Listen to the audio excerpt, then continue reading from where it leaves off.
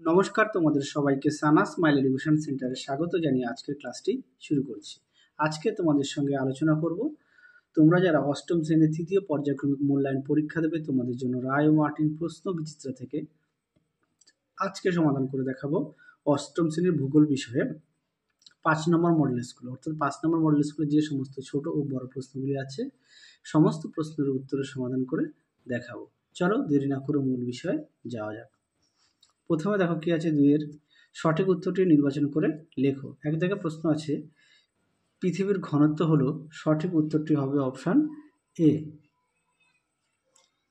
2 দাগ দেখো ব্যাসল্টের রূপান্তরিত রূপ হলো, এটা উত্তর হবে অপশান বি। তারপর দেখো 3 দাগ কি আছে, আকাশে প্রদত্ত কোন মেঘ থাকলে পরিষ্কার আবহাওয়া নির্দেশ করে, এটা উত্তর হবে কিউমুলোনিম্বাস, অপশান সি। পরবর্তী প্রশ্ন দেখো 4 দাগের মেঘের মধ্যে জলকণাগুলির গড় ব্যাস হলো অপশান সি 0.02 মিলিমিটার। পরবর্তী প্রশ্ন দেখো 5 দাগ দক্ষিণ আমেরিকার চিলিতে সাধারণত যে জলবায়ু লক্ষ্য করা যায় তা হলো, সঠিক উত্তরটি হবে অপশান এ নিরক্ষীয় জলবায়ু। পরবর্তী দেখো 6 দাগ সর্বনিম্ন বার্ষিক উষ্ণতার প্রসার লক্ষ্য করা যায়, সঠিক উত্তরটি হবে অপশান এ নিরক্ষীয় জলবায়ু অঞ্চলে। পরবর্তী প্রশ্ন দেখো কি আছে 7 দাগের পরিবেশ অবনমনের মনুষ্য সৃষ্টির কারণ হলো, সঠিক উত্তরটি হবে অপরিকল্পিত নগরায়ন। পরবর্তী দেখো আর্থ সামিট কত সালে হয়েছিল, উত্তরটা হবে 1992 সালে, অপশান ডি।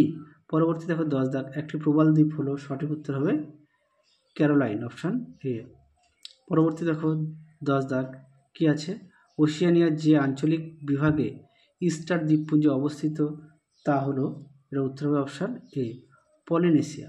পরবর্তী প্রশ্নগুলো দেখো 3 দাগের কি আছে, 1 মারাডালিং অববাহিকার জলবায়ু কী রূপ, এটা উত্তর হবে নাতিশীতোষ্ণ প্রকৃতির। পরবর্তী দেখো 2 দাগের কি আছে, কোনো জলবায়ু অঞ্চলে বিনোদন শিক্ষা সবচেয়ে বেশি প্রসার লাভ করেছে, এটা উত্তর হবে ভূমধ্যসাগরীয় জলবায়ু অঞ্চলে।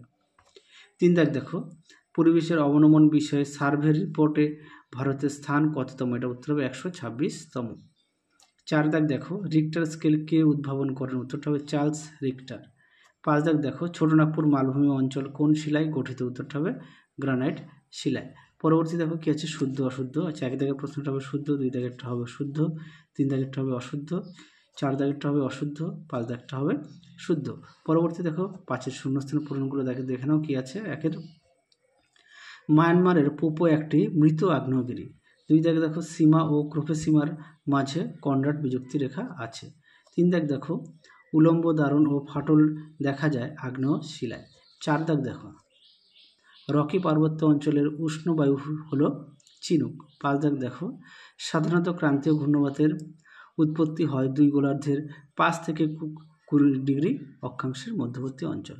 পরবর্তী দেখো কি আছে, বাম স্তম্ভের সঙ্গে ডান স্তম্ভ মিলাও। এ কি আছে শিলামণ্ডলটা হবে 3 শিয়াল। 2 আছে ইউক্রেন হবে চেরনোবিল। তারপরে কি আছে ইন্দোনেশিয়া 1 ক্রাকাতোয়া। তারপরে আছে রোদ ঝলমলে আবহাওয়া, এটা হবে প্রতিকূল ঘূর্ণাবাত।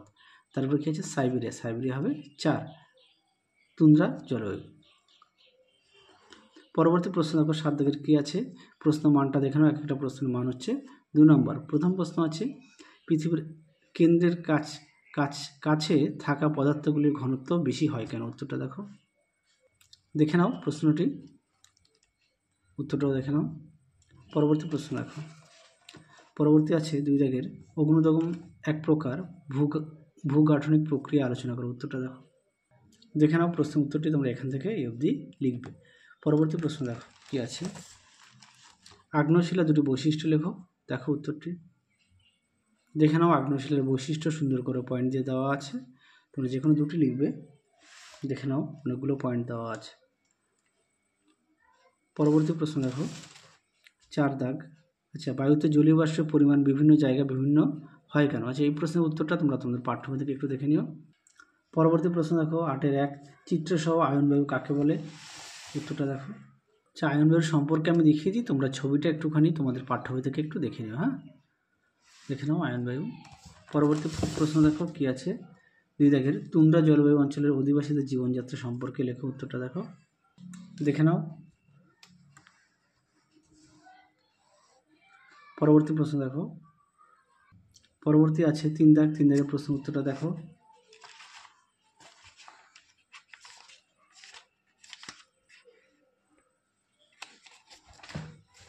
দেখে নাও প্রশ্ন উত্তরটি,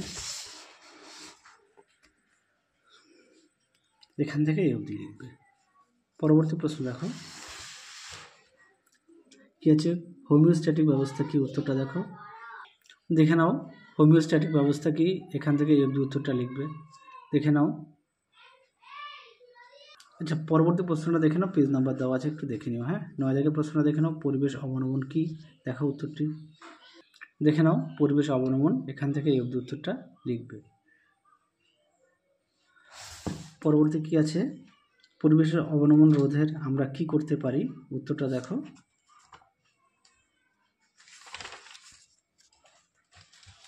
দেখে নাও প্রশ্ন উত্তরটি, দেখে নাও, সুন্দর করে পয়েন্ট দিয়ে দেওয়া আছে, তোমরাও পয়েন্ট দিয়ে লিখবে। এই পর্যন্ত লিখ। তারপরে দেখো 2 দাগ, 2 দাগের প্রশ্নটা দেখে নাও, তার উত্তরটা দেখো। দেখে নাও প্রশ্ন উত্তরটা সুন্দর করে দেওয়া আছে, তোমরা পয়েন্ট দিয়ে লিখবে, দেখে নাও উত্তরের বাকি অংশটুকু দেখো। দেখে নাও, যাদের বই আছে অবশ্যই বই থেকে পড়বে, যাদের বই নেই তোমরা একটু খাতায় লিখে নিয়ে পড়বে। পরবর্তী প্রশ্ন দেখো কি আছে, 3 দাগ, 3 দাগের প্রশ্নটা একটু দেখে নাও, আমি উত্তরটা দেখিয়ে দিই। প্রশ্নটা একটু দেখে নাও, তোমরা উত্তরটি এখান থেকে লিখবে, দেখে নাও সুন্দর করে, দেখো পয়েন্ট দিয়ে দেওয়া আছে, দেখে নাও, দেখে নাও প্রশ্ন উত্তরটি।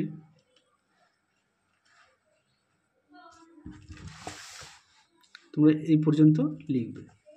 পরবর্তী প্রশ্ন দেখো, পরবর্তী প্রশ্ন আছে কি, 4 দাগ, মারাডালিং অবহেলা কৃষি, পশুপালন ও খনিজ সম্পদ সম্পর্কে, দেখে নাও প্রশ্ন উত্তরটি, দেখে নাও প্রশ্ন উত্তরটি, পশুপালনটা দেখে নাও,